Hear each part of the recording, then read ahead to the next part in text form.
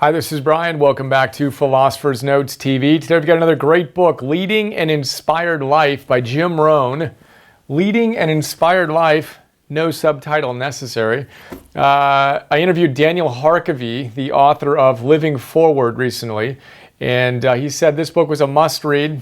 I pay attention to people I respect when they say a book is a must-read. So I got it and read it, and here we are. Jim Rohn, as you may know, was one of the leading motivational speakers and kind of personal development gurus of the 20th century, who inspired everyone from Tony Robbins and Darren Hardy to a ton of other people. We covered another one of his books before. This one it's kind of like sitting down with an old school coach, and he presents his wisdom in a very conversational, down-to-earth style, super practical. Ton of big ideas. We've got a bunch of them in the Philosopher's Note, 5 of them here. We're going to talk about an idea that we talked about in Living Forward by Harkavy, Diminishing Intent, the law of diminishing intent. Kicks off the book, and very early on he talks about this. He says, when you are inspired, so when an idea fires you up, right? You have an insight. You have an idea of, wow, I could really do this, and I'm feeling really good about it. The emotions are high, and you want to pursue a noble course, right? Your intention is very strong. He says, take action immediately, right then. Tony Robbins, Jim Rohn was his mentor, says, take massive action right then. And if you don't, what's going to happen is the next day or a week or a month later, it's just going to dissipate. Rohn calls this the law of diminishing intent.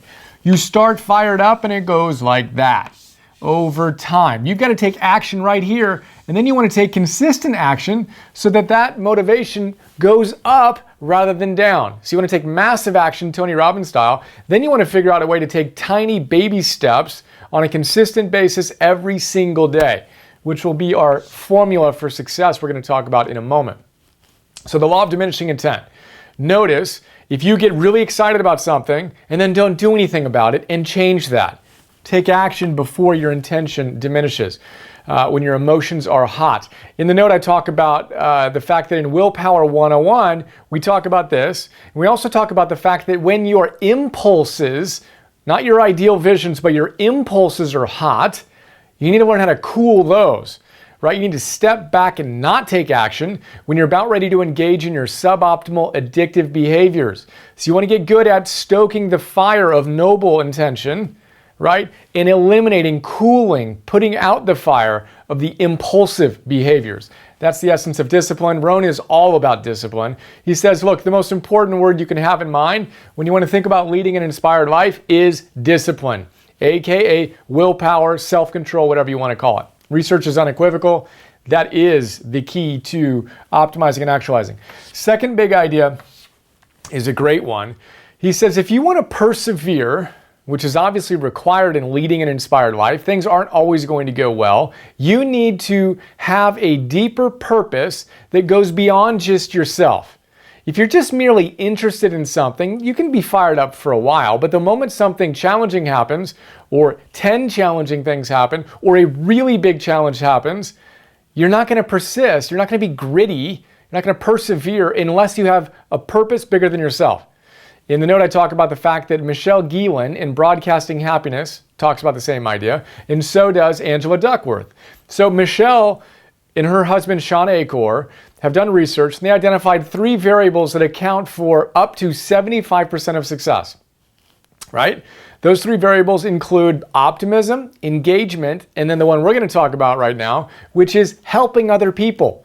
If you want to be successful, it's not about how much help you get, it's about how much help you give. She calls them work altruists. Well, that's a purpose beyond yourself. When you're looking to find ways to help other people, that's a great way to develop your perseverance. Angela Duckworth echoes this wisdom. The science of grit, the scientific definition she provides of grit is intense passion plus intense perseverance equals grit, right? You sustain action on a long-term goal via grit. Now, passion has 2 components. The 2 components of passion are interest, right? You need to be interested in something. It needs to be intrinsically motivating for you. You can't do it because you feel like you should. You have to be genuinely, authentically interested in it, right?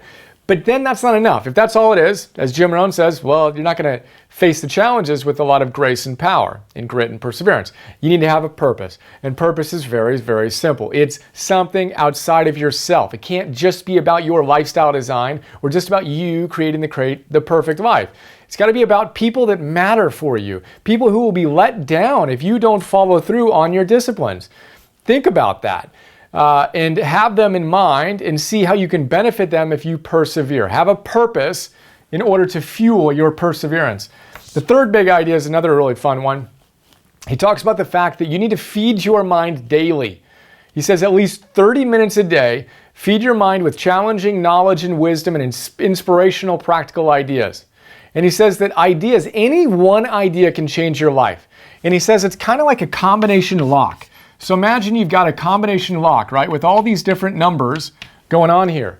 He says, look, the reality is that you're a lot further than you may think. You've already figured out that one, you've figured out that one, you've figured out that number and that number and that number. You only have one more number left to figure out before your life makes a significant shift in a really positive direction. Opens the door of opportunity, he says.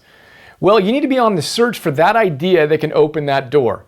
And I mentioned in the note, of course, this is what I'm doing. Every single day I sit down and I read, and I'm looking for these big ideas so I can optimize my own life and help my family and help you. My purpose, right? Can one person find one idea in the video I'm creating right now that can help unlock this part of their combination? Boom, open doors to opportunity. It's what fires me up. It's exciting for me to find these little ideas and these keys that can unlock the door to opportunity. Then the reality is, once you open this door, there's your door to opportunity, right? Boom, you go through that and now you're over here. You realize that there's infinite potential. There's so many more opportunities. And then you just search for all the little combination locks that you can find, right? The little 1% optimizations you can make day in and day out, not as a hassle or a pain, but as this fun, creative game to see just how far you can go. And in my interview yesterday that I did with Jim Aframo, one of the world's leading mental toughness coaches, he says this is what it's all about. Champions who won't settle for silver, they want gold. They want to do the best they can, are driven by that desire to see just how far they can go. So have fun exploring these ideas. Don't feel like you need to implement every single one perfectly. That's not what the idea here is. The idea is, can you get just a little bit better, a little more insight, a little more clarity than you had 10 minutes ago, and then go embody it a little bit more today than you did yesterday? Again, you compound that over time and you completely change your life, which again is going to be our fifth big idea here. The fourth big idea is a really cool one. He talks about the fact that the root of the word character comes from the Greek word for chisel, or that which is created by a chisel, right? It's kind of a stamp, but he uses the word chisel. And he says, look, your character is formed not with a magic wand that you just kind of wave and suddenly you have really, really virtuous character, but with a chisel. And I talk in the note about Michelangelo, who would say that he could see his statue, the work of art, was within the piece of rock or marble. When he looked at that whole marble, he could see David, for example. Then what did he do? Then he had to chisel away at it. Marble is very, very hard. You can't just kind of dust it off. You're chiseling away at it and chiseling away at it and chiseling away at it. Well, we need to see ourselves within that marble, our ideal selves, the virtuous version of us with deep character. Then we need to chisel away at every little thing that gets in the way of us expressing that highest version of ourselves. Right? Now, we're not taking a sledgehammer to it. You're not going to change your life with a sledgehammer overnight. You're going to do it chiseling away day in and day out, showing up and revealing that potential that's already there. So keep that in mind. Your character is created via chiseling. I love that image. Which brings us to our fifth idea here, which is a formula. He says, look, there's a very simple formula to success, and there are two easies. The formula for success is this. He says it's a few disciplines repeated every day. That is your formula for success. To identify the key disciplines, what are the few things that you need to do, your keystone habits, as we described them in Habits 101. The few things that if you do them every single day, you can achieve extraordinary success. He says that's it. It's not that complicated. You need to identify those key habits And then you need to do them with the discipline we talked about here, right? Maintain that intention every single day. Jeff Olson calls that the slight edge. And he says, look, these things are so easy. Jim Rohn says you have two easies, right? These things are easy. We're not asking you to do something heroic every day. We're asking you to do whatever it is you say is important to you. So for me, it's going to bed early, getting up early, and rocking an AM1 and an AM2 deep work time block. That's basically my entire creative life, right? Can I have 5 days a week, AM1, AM2, and then Saturday and Sunday I do an AM1 as well, which means I get up early, I work for a couple hours, I take a little break, hang out with my son, then I work for another couple hours. Can I do that every single day, day in and day out? Few disciplines repeated every day. That's my key to success. It's working so far. I'm excited to see what that looks like. Compounded and extended over time, right? What are your few key disciplines that you need to engage in, key phrase, every single day? Not once in a while, but every single day. That is Jim Rohn's formula for success. Now he says we have two easies here. The two easies are, it's really easy for me to do what I just described in my life, and whatever you identified, those things are easy. It's not hard for me to go to bed early and to get up early and then to work for AM1, 2 hours, not that hard to do, and then to take a break and to do that again for another couple hours. That's not particularly hard to do. It's easy to do. But he says it's also easy not to do. Two easies, easy to do, easy not to do, right? Deceptive how easy it is. But we need to choose, the successful among us, he says, choose to do that which is easy to do every single day.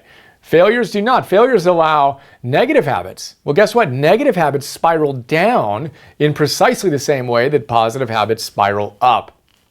Slight disadvantage versus the slight edge. So take some time, identify what your key disciplines are, see yourself, see the highest version of yourself inside that marble. One of the ideas we talk about in the note that I don't have up here is pull power. Have a vision of your future that pulls you towards it. Then identify your key disciplines and be fired up about that potential and do them daily. They're pulling you toward what you're capable of being. Know that any one idea can change your life. And when you aggregate all these and compound them, not perfectly, but doing them just a little bit more each day, you can do extraordinary things. Purpose fuels perseverance. Quit looking for all the help you can get. Of course, we need help at times, but focus on how you can give yourself to the world. How can you help more people in your world? And when you're stuck and you're really challenged and you want to give up, think about the people in your life who are going to suffer if you give up, and on the positive side, going to benefit from your grit, from your perseverance. Remember, it's both interest and commitment to something bigger than yourself, purpose. When you're fired up, that's the time to take massive action to get going, and then create your little mini habits so you can create sustainable, tiny action day in and day out. That is a quick look at leading an inspired life. I hope you enjoyed. What was your favorite big idea? As always, think about it. Write it down in your own words if you want to make it stick. Share it with somebody if you really want to make it stick. And then most importantly, figure out how you can live it just a little bit more today. Hope you enjoyed, and I look forward to sharing more. See you.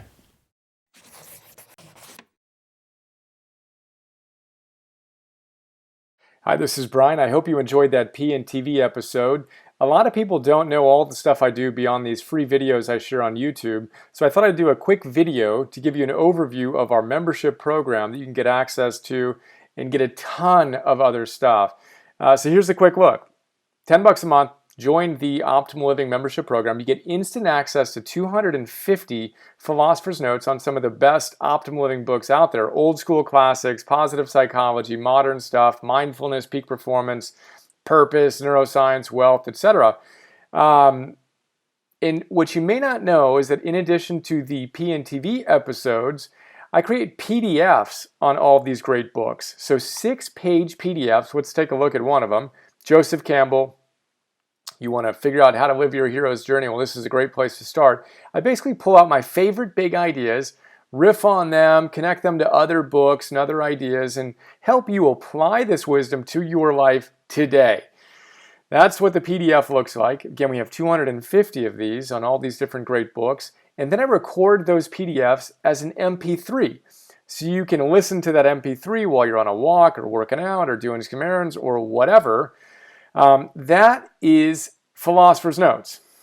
A lot going on there. And then in addition to Philosopher's Notes, you get access to Optimal Living classes, Optimal Living 101.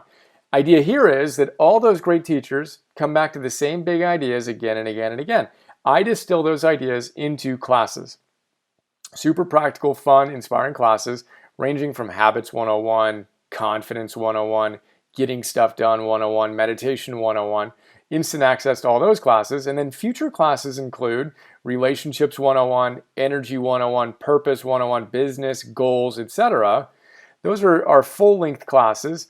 And then I create micro classes, 2 to 3 to 5 minute little bursts of wisdom on my favorite great ideas from these great books across the domains that you want to optimize in your life. So we have dozens of these so far. I create 50 new micro classes every month and 10 new Philosopher's Notes every month for $10 a month. So we're blessed to have thousands of members who are enjoying the program and sharing some incredibly kind words with us.